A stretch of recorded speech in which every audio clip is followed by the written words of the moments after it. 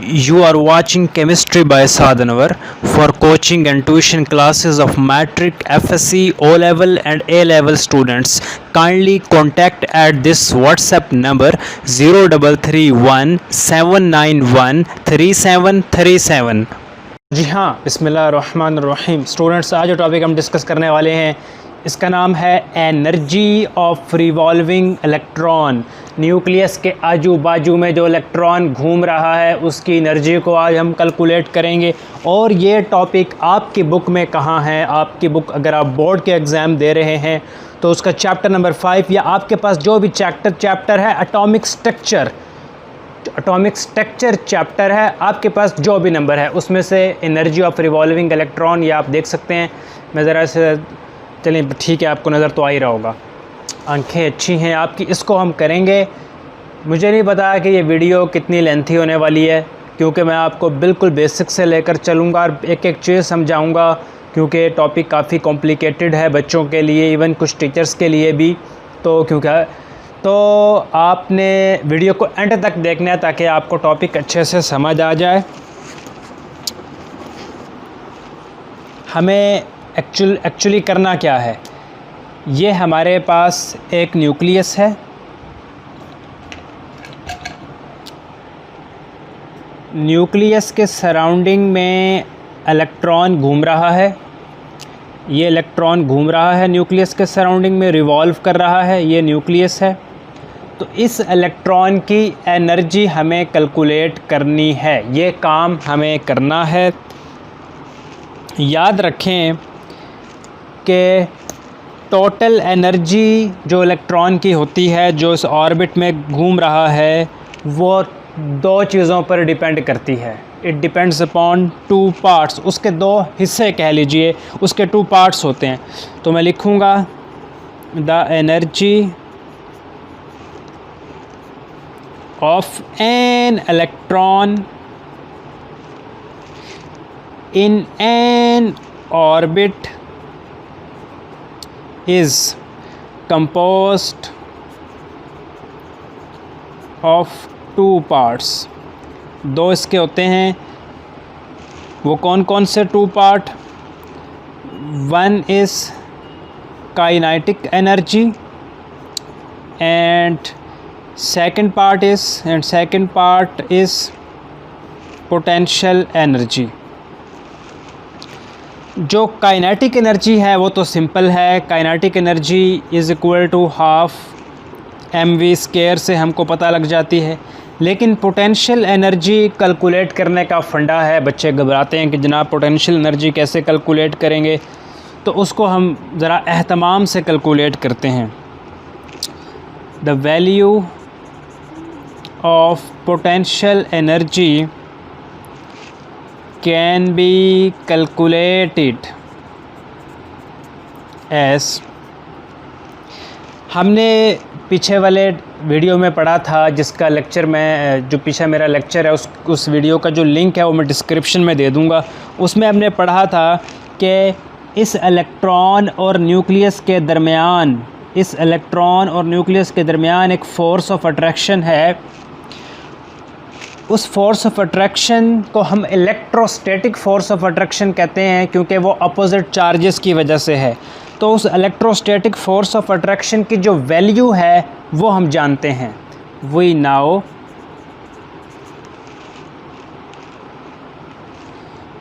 The electrostatic का क्या मतलब होता है? इलेक्ट्रोस्टैटिक का मतलब होता है चार्जेस की वजह से। The electrostatic force of attraction किस के दरमियान? The electrostatic force of attraction between nucleus और इलेक्ट्रॉन के दरमियान, between nucleus and electron is given by कौन सी इक्वेशन से? Z(E²/4πε0 r²। ये इक्वेशन गिवन है। इस इक्वेशन से न्यूक्लियस और इलेक्ट्रॉन के दरमियान जो फोर्स ऑफ अट्रैक्शन है वो इस इक्वेशन से हम कैलकुलेट कर सकते हैं। अब आप एक बात मान लीजिए, और वो बात क्या है? वो बात ये है कि वो इलेक्ट्रॉन जो न्यूक्लियस के इर्द गिर्द रोटेट कर रहा है, न्यूक्लियस के इर्द गिर्द घूम रहा है, मान लीजिए कि उस इलेक्ट्रॉन ने एक बहुत ही स्मॉल डिस्टेंस ट्रैवल किया। उस स्मॉल डिस्टेंस को हम dr से रिप्रेजेंट कर रहे हैं। इस d का मतलब होता है स्मॉल, r का मतलब वो स्मॉल डिस्टेंस जो कि इलेक्ट्रॉन ने कवर किया, उसको हम dr से रिप्रेजेंट कर रहे हैं। तो लिखेंगे if the electron moves through a small distance, electron एक बहुत ही स्मॉल डिस्टेंस को कवर कर रहा है थ्रू ए स्मॉल डिस्टेंस। और वो स्मॉल डिस्टेंस क्या है? वो स्मॉल डिस्टेंस है, स्मॉल डिस्टेंस को बताने के लिए हम dr लिख रहे हैं। dr is that small distance जिसको इलेक्ट्रॉन कवर कर रहा है। अब हमें वर्क डन कैलकुलेट करना है। वो जो इलेक्ट्रॉन मूव कर रहा है उस इलेक्ट्रॉन के लिए वर्क डन कैलकुलेट करना है। और हमें पता है कि वर्क डन का फार्मूला होता है W = फोर्स इंटू डिस्टेंस। ये वर्क डन का फार्मूला होता है। जो हमारे पास फोर्स है वो तो इस इक्वेशन से हमको पता चल गई। तो हम W = फोर्स क्या है? Z² / 4πε0 × r²। ये फोर्स है। और डिस्टेंस क्या है? वो स्मॉल डिस्टेंस dr से रिप्रेजेंट कर रहे हैं। तो इस तरह हम वर्क डन कैलकुलेट कर लेंगे। तो भैया अब हमको क्या करना है? हमको एक्चुअल में पोटेंशियल एनर्जी कैलकुलेट करनी है। किस चीज़ की पोटेंशियल एनर्जी? ये न्यूक्लियस है, इस न्यूक्लियस से इतने फासले पर इलेक्ट्रॉन रिवॉल्व कर रहा है। तो हमें इस इलेक्ट्रॉन की पोटेंशियल एनर्जी कैलकुलेट करनी है, किस इलेक्ट्रॉन की जो न्यूक्लियस से एट ए डिस्टेंस r पर है। इस इलेक्ट्रॉन की पोटेंशियल एनर्जी कैलकुलेट करने के लिए हमें क्या करना है? हमें वर्क डन कैलकुलेट करना है। हमें क्या करना है? वर्क डन कैलकुलेट करना है। किस चीज़ का work done? For bringing a electron from infinity to a point at a distance r from nucleus. नई बात समझे? हमें वर्क डन कैलकुलेट करना है इलेक्ट्रॉन को न्यूक्लियस से r फासले पर लाने के लिए। ये मैं लिखता हूँ, फिर बात क्लियर होगी। In order to calculate potential energy of electron at a distance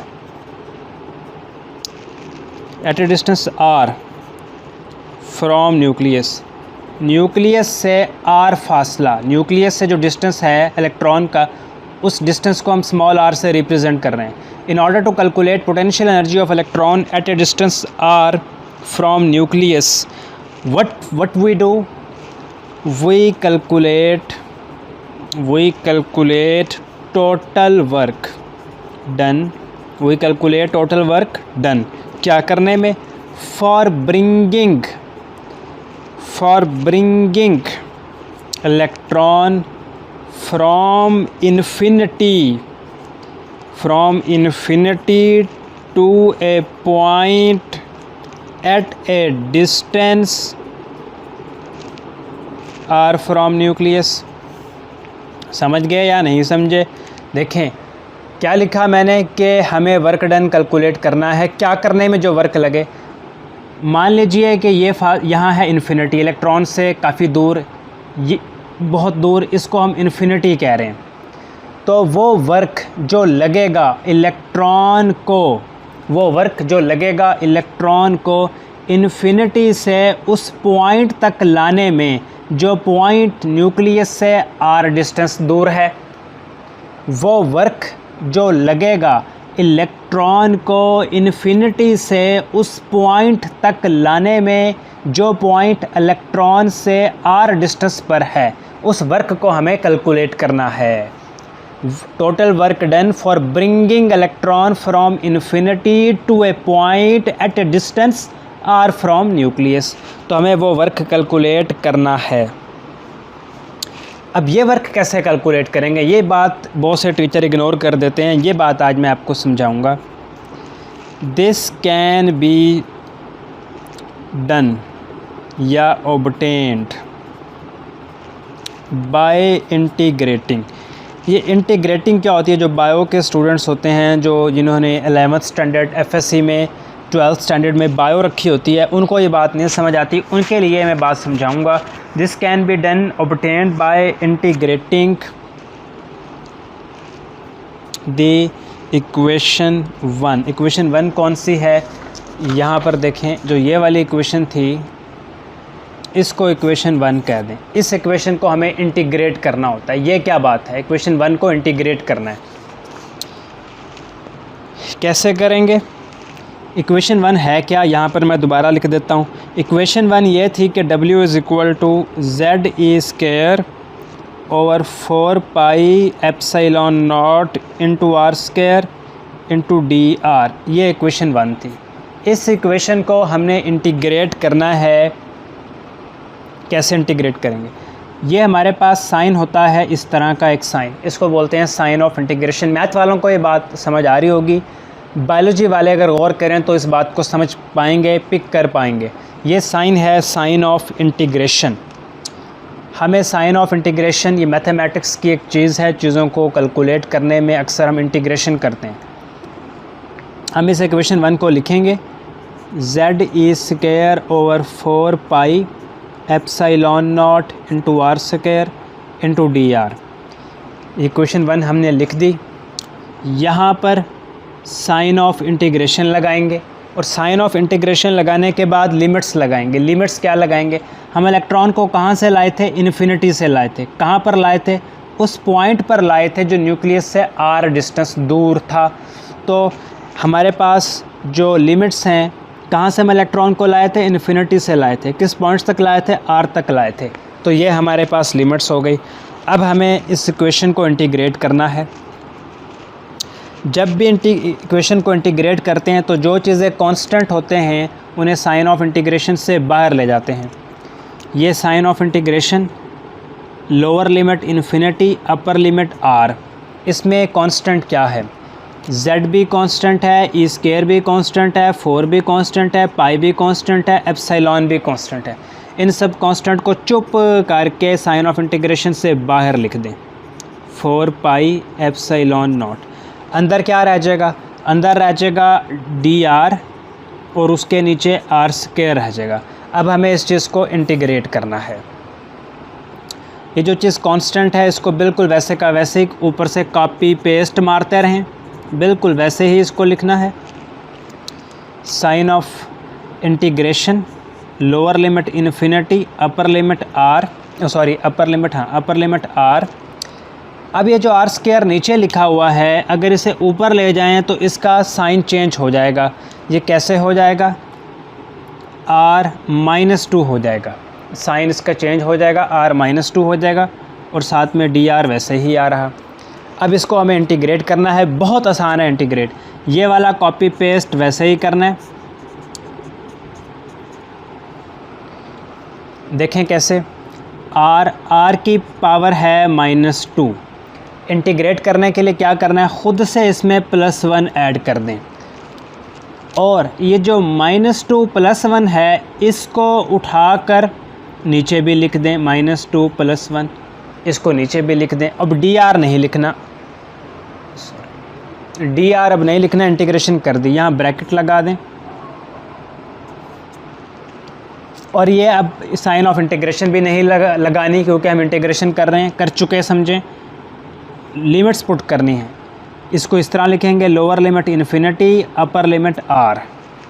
ठीक, ये जनाब ये हमारे पास Z² over 4 pi epsilon not वैसे का वैसे ही आएगा, कॉपी पेस्ट। R की पावर क्या हो जाएगी, -2 +1 था तो ये -1 हो जाएगी और नीचे भी -1 आ जाएगा और इन्फिनिटी टू R ये वैसे ही।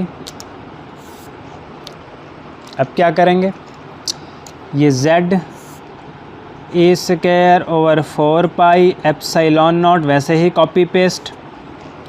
अब जिस तरह आर स्क्वायर को ऊपर ले गए थे तो माइनस हो गया था, आर की पावर है -1, इसको नीचे ले आएंगे तो ये प्लस हो जाएगा, 1 ओवर आर प्लस 1 हो जाएगा। और ये जो -1 था ये माइनस का साइन यहाँ पे लिख दें, यानी -1 समझे ऊपर चला गया। ये साथ वैसे ही लिखा जाएगा। अब ज़रा लिमिट्स पुट करेंगे। पहले काम करें, माइनस बाहर निकाल लें, माइनस बाहर निकाल लेंगे तो -z² over 4 pi epsilon not हो जाएगा और अंदर सिर्फ 1 ओवर r बच जाएगा। लिमिट कैसे पुट करेंगे, 1 ओवर, अब यह r है, अब इस r की जगह उसकी लिमिट अपर लिमिट पुट करेंगे तो वो r ही आ जाएगी। फिर ख़ुद से माइनस लगाएं, ये तरीका होता है करने का, ख़ुद से माइनस लगाएं, 1 ओवर। अब इस r की जगह लोअर लिमिट इन्फिनिटी पुट कर देंगे, ये वैसे ही कॉपी पेस्ट,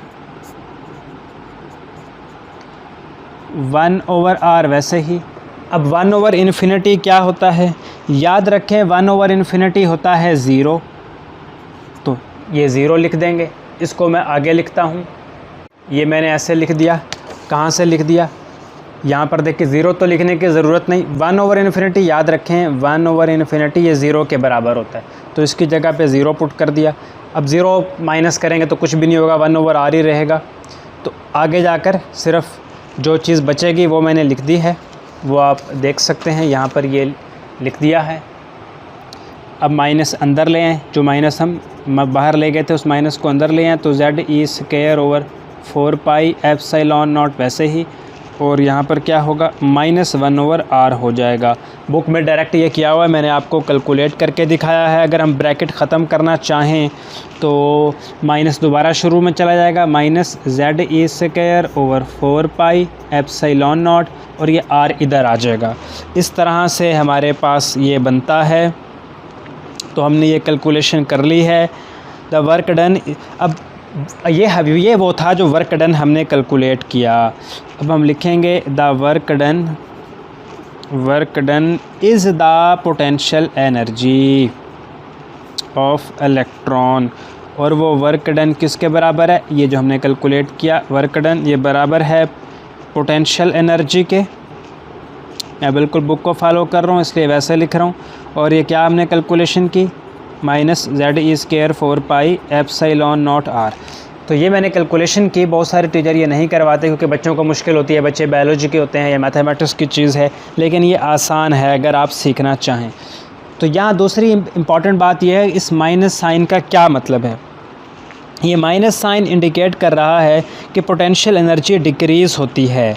क्या करने में डिक्रीज़ होती है, जब हम इन्फिनिटी से इलेक्ट्रॉन को उस पॉइंट तक लाते हैं जो पॉइंट न्यूक्लियस से r फासले पर है, तो पोटेंशियल एनर्जी डिक्रीज़ होती है।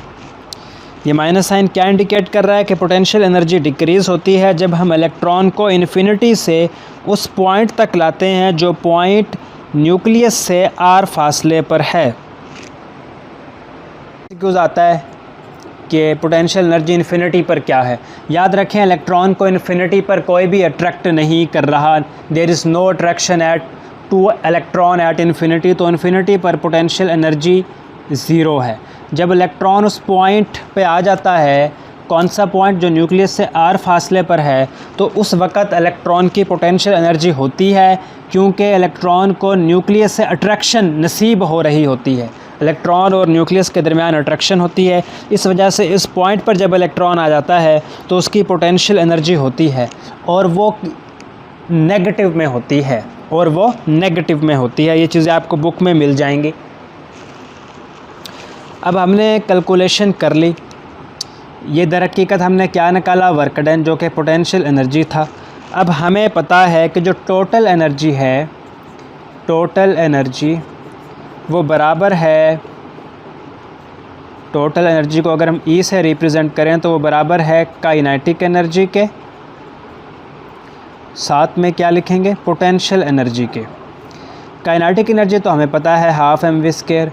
पोटेंशियल एनर्जी हम निकाल चुके, अब यहाँ प्लस नहीं लिखेंगे क्योंकि यहाँ पर माइनस है, ये हमने निकाल ली potential energy, -z² over 4 pi epsilon not into R. Potential energy हम निकाल चुके, इसको हम इक्वेशन 2 का नंबर दे देते हैं। अब इक्वेशन 2 में जो वेलोसिटी का फैक्टर है उसको एलिमिनेट करने के लिए हम एक और इक्वेशन यूज़ करेंगे जो हम अपने गुज़िश्ता लेक्चर में कैलकुलेट कर चुके हैं। टू एलिमिनेट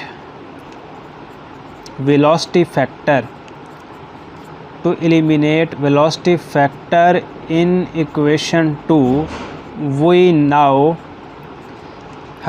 कि mv square is equal to z square over 4 pi epsilon not into R. ये कहाँ से आया?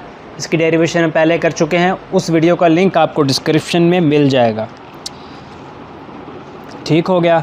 तो अब और इसको बोल दें इक्वेशन 3 बोल दें। अब काम ये करें कि इक्वेशन 2 में mv स्क्वायर की जगह पे इक्वेशन 3 से उसकी वैल्यू पुट कर दें mv स्क्वायर की। तो लिखें पुट इक्वेशन 3 इन इक्वेशन 2। यार वीडियो लेंथी हो रही है, मैं घबरा रहा हूँ, लेकिन आपने नहीं घबराना, पूरी देखनी है और क्लास फेलोज़ के साथ शेयर भी करनी है। हाफ mv स्क्वायर की जगह उसकी वैल्यू लिखेंगे z square over 4 pi epsilon not into R. ये वाला वैसे का वैसे ही कॉपी पेस्ट मार दो। कॉपी पेस्ट मार दिया तो जनाब E is equal to 4 2 R क्या होता है 8 pi epsilon not into R, और ये z स्क्वायर हो जाएगा minus z square over 4 pi epsilon not into R. तो ये चीज़ यहाँ तक हम पहुँचे। इसी को मैं आगे दोबारा लिखता हूँ। लिखा मैंने इस इक्वेशन को दोबारा लिखा। अब क्या करना है? एलसीएम लेना है। एलसीएम लेना आता है। हम क्या करेंगे जनाब? एलसीएम लेंगे। एलसीएम है 8 pi epsilon not into R. अब एलसीएम लिया। एलसीएम लेने के बाद फिर क्या करते हैं? एलसीएम लेने के बाद यहाँ क्या चीज़ बचेगी? जेड ई स्क्वायर बचेगी। ना समझ आया तो मैं आपको बता दूँगा। और यहाँ पर जब हम एलसीएम लेते हैं तो यहाँ पर क्या चीज़ बचेगी? 2z ई स्क्वायर बचेगा। ठीक, ये आपको समझ आया? ये वाला पॉइंट आपने पिक किया। देखें मैं आपको, चलें आपको नहीं समझ आया तो मुझे कमेंट्स में बताना है। एलसीएम लिया है।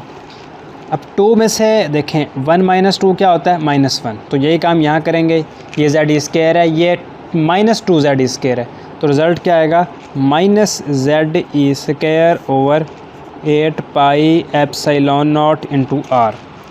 ये इक्वेशन आ जाएगी हमारे पास। इसको भी हम नंबर दे देंगे ताकि ये भी खुश हो जाए। इसको नंबर कौन सा देंगे? 4 नंबर दे दें। ठीक, अब हमारे पास ये इक्वेशन आ गई। एक और इक्वेशन है, वो हमने पिछली वीडियो में कैलकुलेट की थी। वो इक्वेशन क्या है? We know R is equal to, ये इक्वेशन हमने पिछली वीडियो में कैलकुलेट की थी। R is equal to epsilon naught n square h square over 8 pi R is equal to, sorry 8 pi नहीं, इस तरह थी, मैं बात दोबारा लिखता हूँ। वही know R is equal to epsilon naught n square h square over pi mz E square. ये इक्वेशन थी। इसको इक्वेशन 5 कह दें। We know this equation. अब आपको करना क्या है? करना सिर्फ ये है कि इक्वेशन 4 में इस r की जगह इक्वेशन 5 से r की वैल्यू उठा के पुट कर देनी है। Put equation 5 in equation 4। Put equation 5 in equation 4। तो इक्वेशन 4 क्या बनेगी? E is equal to minus Z E square over 8 pi epsilon naught. R की जगह क्या पुट करना है? उसकी वैल्यू वो क्या है? Epsilon naught n square h square over पाई m z E square. Value put कर दी। याद रखें जो ये वाली टर्म है मैथमेटिक्स में इसकी एक जगह यहाँ पर होती है, तो इसको वहाँ पर उठा कर ले जाएं। a is equal to minus Z E square multiply pi M Z E square over 8 pi epsilon not into epsilon naught N square H square. अब कुछ कटता है तो काट के रख दो भैया,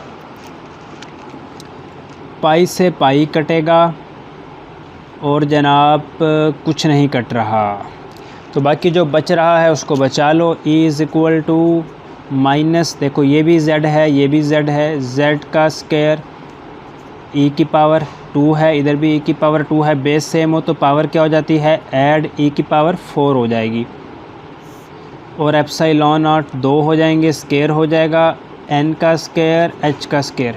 ये 8 भी तो बच रहा है, ये 8 शुरू में यहाँ पर लिख दोगे, और ये इक्वेशन आ गई जिसकी हमें जुस्तजू थी, जिसकी हमें तलाश थी। इस इक्वेशन को इक्वेशन 6 कह दो। ये इक्वेशन 6 क्या है, ये इक्वेशन है जो एनर्जी देती है, एनर्जी ऑफ nth ऑर्बिट, तो यहाँ n लिख दो n। Equation 6 gives the energy of electron in nth orbit. इस इक्वेशन की हमें तलाश थी। यहाँ से हमें कुछ चीज़ें और भी कैलकुलेट कर सकते हैं, वो आगे चल के देखते हैं। तो जी हाँ, ये इक्वेशन 6 ज़रा मैंने दोबारा लिखी है। इस इक्वेशन 6 में एक काम करो, ये जो n स्क्वायर है ना, इसकी बाकी लोगों से नहीं बनती, इसका झगड़ा हो गया बाकी सबसे, तो इसको बाहर निकाल के रख दो। कैसे लिखो, ये minus Z square E raise to power 4 over 8 epsilon naught square H square, इनको अलग कर दो, और 1 ओवर n स्क्वायर अलग कर दो, क्योंकि इनकी बनती नहीं थी बाकी लोगों से। ये सारे हैं कांस्टेंट्स, इनकी वैल्यू है, जब वैल्यू पुट करेंगे वो क्या है, 2.178 into 10 raise to power minus 18 joule. इन सब कांस्टेंट की जब वैल्यू पुट करेंगे तो ये रिज़ल्ट आएगा। तो वैल्यू पुट कर दो जनाब। कैसे वैल्यू पुट करेंगे, इलेक्ट्रॉन की जगह उसका मास पुट करेंगे, z की जगह उसकी वैल्यू पुट करेंगे, और h की जगह क्या पुट करेंगे, 6.626 into 10 raise to power minus 34। Epsilon naught की जगह उसकी वैक्यूम परमिटिविटी की वैल्यू जो बुक में लिखी है वो सब वैल्यूज़ पुट करेंगे, कैलकुलेटर का बटन दबाएंगे तो ये यूनिट सेम रखेंगे तो रिज़ल्ट ये वाला आएगा। और ये इक्वेशन यूँ बनेगी, En is equal to minus, इसकी वजह से minus 2.178 into 10 raise to power minus 18 into 1 over n square. तो ये हमारे पास इक्वेशन बन गई जो कि हमें एनर्जी ऑफ nth ऑर्बिट में देती है। एनर्जी का यूनिट जाउल होता है, इसलिए हम जाउल लिखेंगे, और अगर हम इसे किलो जाउल में करना चाहें तो 1000 से डिवाइड करेंगे। देखें, ये है एनर्जी का यूनिट जाउल में एक मालिक्यूल के लिए, या यूँ कह लो क्योंकि मैंने इसे मालिक्यूल कह दिया, ये एनर्जी है एटम के लिए, एक एटम के लिए, एनर्जी जाउल में एक एटम के लिए। अगर हम एक एटम के लिए, अगर हम एक मोल एटम के लिए निकालना चाहें तो इसमें हम कुछ तब्दीलियां करेंगे।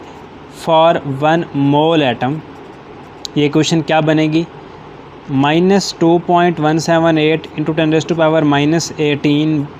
इस इक्वेशन को हम एवोगैड्रो नंबर के साथ मल्टीप्लाई कर देंगे, क्योंकि हम अब एक मोल के लिए कैलकुलेट करना चाह रहे हैं, और इसको हम चूँकि हम किलो जाउल में लाना चाह रहे हैं इसलिए इसको 1000 से डिवाइड भी कर देंगे। ये काम क्यों किया, ये जो हमारे पास इक्वेशन आई थी ये थी एनर्जी एक एटम के लिए, हमें एनर्जी कैलकुलेट करनी थी एक मोल एटम के लिए, और एनर्जी कैलकुलेट करनी थी किलो जाउल में। ये एनर्जी सिर्फ जाउल में थी, हमको किलो जाउल में कैलकुलेट करनी थी, एक मोल एटम के लिए कैलकुलेट करनी थी, इसलिए हमने एवोगैड्रो नंबर के साथ मल्टीप्लाई किया और थाउजेंड्स के साथ डिवाइड किया। और जब ये नेक काम हमने किया तो हमारे पास क्या बना, इन नंबरों को सॉल्व करने से हमारे पास बना, माइनस का साइन वैसे ही बहुत सिंपल है, 1313.315। ये इसको डिवाइड करके इसके साथ मल्टीप्लाई करने से ये चीज़ बनी, और ये 1 ओवर n स्क्वायर तो वैसे का वैसे ही रहेगा भैया। अब ये किलो जाउल पर मोल हो गया। ये क्या था, ये था जाउल जाउल पर एटम था और अब हमने किलो जाउल पर मोल कैलकुलेशन कर ली। वीडियो काफ़ी लेंथी हो गई है, टॉपिक आपको काफ़ी हद तक समझ आ गया होगा। आपका फीडबैक मुझे बताएगा। अपना बहुत सा ख्याल रखिएगा, अपने क्लास वालों के साथ इसको ज़रूर शेयर कीजिएगा। अल्लाह हाफिज़।